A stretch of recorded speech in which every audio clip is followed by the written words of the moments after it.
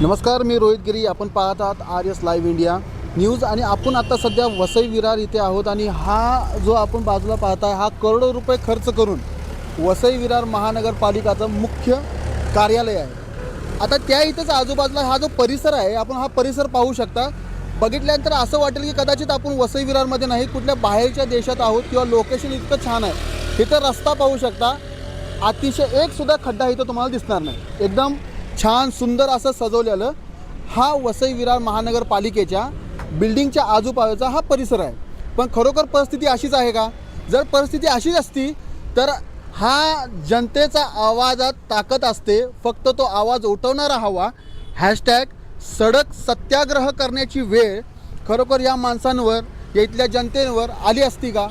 खरोखर ही महानगरपालिका जर का आपलं काम व्यवस्थित आणि अगदी दृढ निष्ठेने करत असती तर ही गोष्ट यांना इथं सत्याग्रह, अमरण उपोषण करण्याची गरज लागली असती का? चला आपण यांच्याशी बोलूया आणि जाणून घेऊया की नेमकं प्रकरण काय आहे, काय यांनी उपोषण केलेलं आहे, काय यांच्या मागण्या आहेत, हे पाहण्याचा प्रयत्न करूया. नमस्कार सर, काय सांगाल आपण? आज आपण यांना भेटायला आलेले आहेत की ह्यांनी एक उपोषण करत आहेत, पण याबद्दल काय सांगाल तुम्ही? हे बघा, हा आमचा भाऊ विवेक तिवारी इकडे बसलेला आहे. तो मेन जो मुद्दा आहे त्यांचा की हा जो आपल्या नालासोपारा वसई विरारच्या क्षेत्रात जो खड्डा आहे, वसई विरार शहर महानगरपालिका अंतर्गत जो खड्डे आहेत ज्याच्यामुळे लोकांना त्रास, किती लोकांचे ॲक्सिडेंट झाले, किती ऑटो चालक आहेत त्यांना ते रस्त्यामुळे पुढे जाता येत नाही, लोकांना पॅसेंजरांना घरापर्यंत सोडता येत नाही, असे खूप अनेक मुद्दे आहेत ज्याच्यामुळे लोकांना त्रास होत आहे, वसई विरार क्षेत्राच्या लोकांना त्रास होत आहे. त्याच्यामुळे हा कमीत कमी 20-25 दिवसापासून महानगरपालिकेला लेटर देत होता की तुम्ही रस्ते बनवा.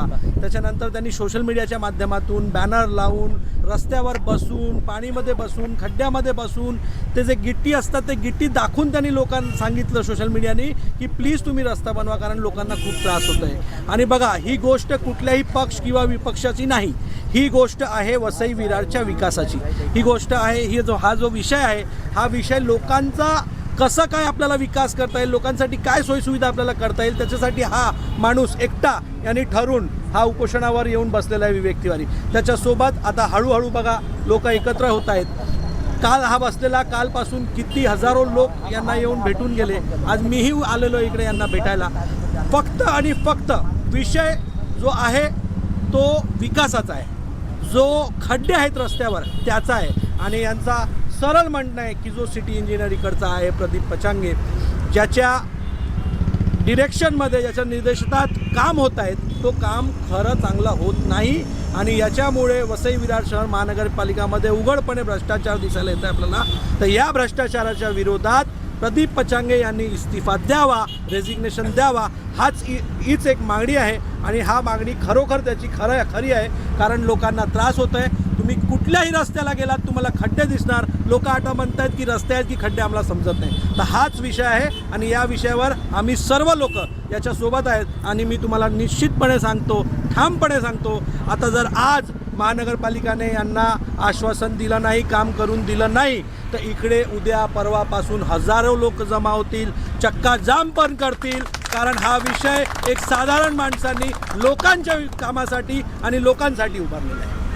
आपल्याला वाटत नाही का की प्रशासनाला कुठेतरी ही जबाबदारी स्वीकारायला पाहिजे होती की एक सामान्य नागरिकाला आपल्या स्वतःच्या आणि लोकांच्या हितासाठी रस्ता खराब आहे हे दाखवून, लेटर देऊन, प्रत्येक वेळी ह्या प्रशासनाला जागा करण्याचा प्रयत्न करून सुद्धा जागा झालेला नाही, त्यांना शेवट अमरण उपोषण करायला लागत आहे. हे वाटत नाही का प्रशासनाची ह्यात कुठेतरी हार आहे?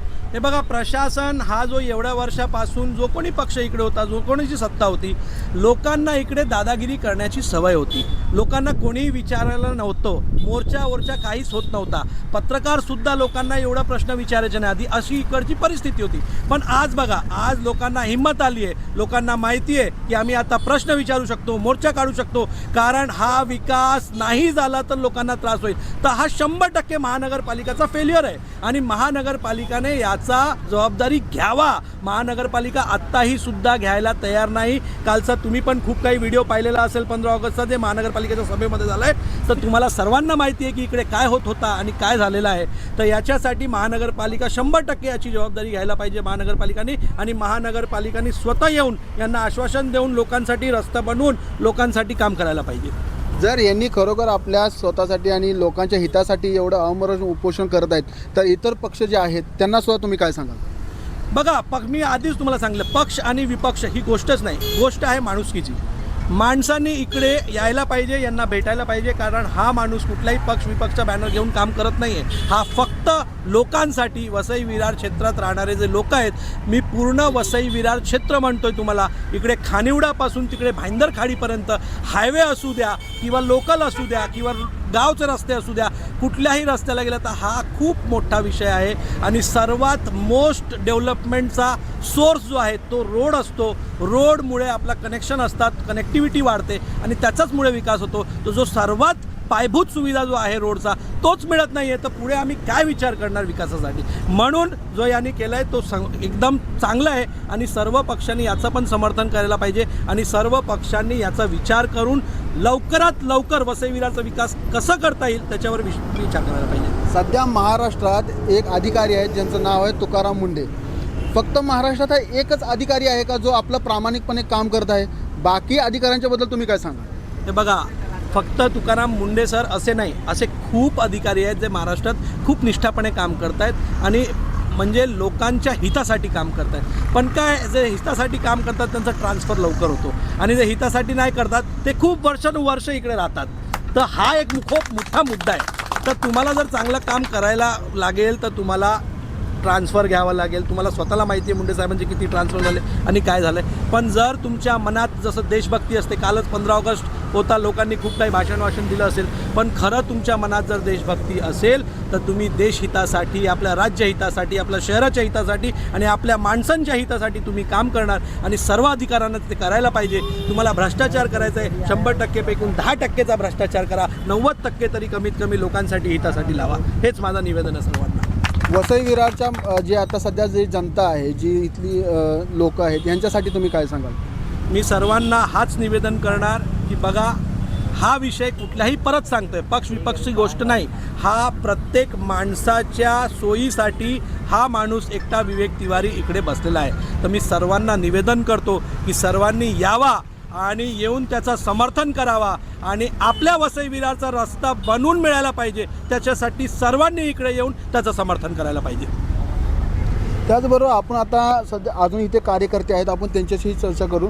आपण काय सांगाल याबद्दल, जी आता सध्या यांच्याबरोबर जे इथं कार्यकर्ते आहेत, आपण पण इथं आहात, तुम्ही कसं बघता यांच्यावर? फक्त तुम्हाला एक दाखवतो, त्यांचा मुलगा आहे 7 वर्षाचा, बघा तो पण इथे आहे. मग सर्वांना हेच सांगतो की तुम्ही तुमच्या व्हिडिओ पूर्ण व्हायरल करा आणि सगळं दाखवा की बापाबरोबर हा 7 वर्षाचा मुलगा इथे ऑपरेशनवर त्यांच्याबरोबर बसला आहे. आपल्याला शरम वाटली पाहिजे का फक्त हा दोघांचाच काम आहे का? हे आपलं पूर्ण वसई विरार जनतेचं काम आहे.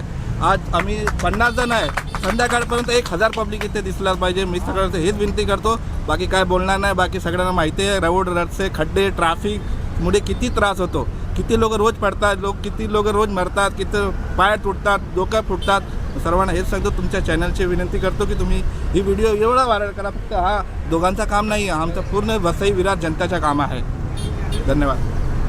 आता सध्या आपण पाहू शकतो की हा फक्त एका माणसाचा लढा नाही आहे, हा फक्त त्या एकट्या व्यक्तीसाठी लढा लढतो आहे असं नाही आहे. हा व्यक्ती आणि त्याचा 7 वर्षाचा मुलगा हा आपल्या सर्वांसाठी लढतो आहे, इथल्या जनतेसाठी लढतो आहे, इथल्या लोकांसाठी लढतो आहे. इथली जी सर्वसामान्य जनता आहे त्यांच्यासाठी कुठं ना कुठं हा एक छोटासा प्रयास चालू आहे की त्यांना जे सगळ्यात सोयीस्कर असणारा जो हा रस्ता आहे, या रस्त्यावर आपलं जाणं येणं आहे, या रस्त्यावरून तुम्ही कामाला जाता, याच रस्त्यावरनं तुमची शाळेतली मुलं ही शाळेला जातात, याच रस्त्यावरून जर काही अपघात झाला तर ह्याच रस्ता आहे जे ॲम्ब्युलन्समधून तुम्ही हॉस्पिटलला जाता. हाच रस्ता आहे की आपत्कालीन स्थिती वेळेला आपण कुठेतरी सुरक्षित ठिकाणी जाऊ शकता. पण हा जर रस्ताच नसेल, हा रस्ताच जर का तुमच्या मृत्यूला सापळा झाला असेल तर तुम्ही काय कराल? ही मागणी आहे इथल्या लोकांची की वसई विरारमध्ये जो रस्ता आहे तो रस्ता चांगला व्हावा, सोयीस्कर व्हावा, हीच विनंती आहे. आणि जे आता उपोषणाला बसलेले आहेत सर्वांनी त्यांचा सपोर्ट करावं, त्यांना येऊन भेटावं, बघावं, एवढंच त्यांची ही मागणी आहे. जय हिंद, जय महाराष्ट्र.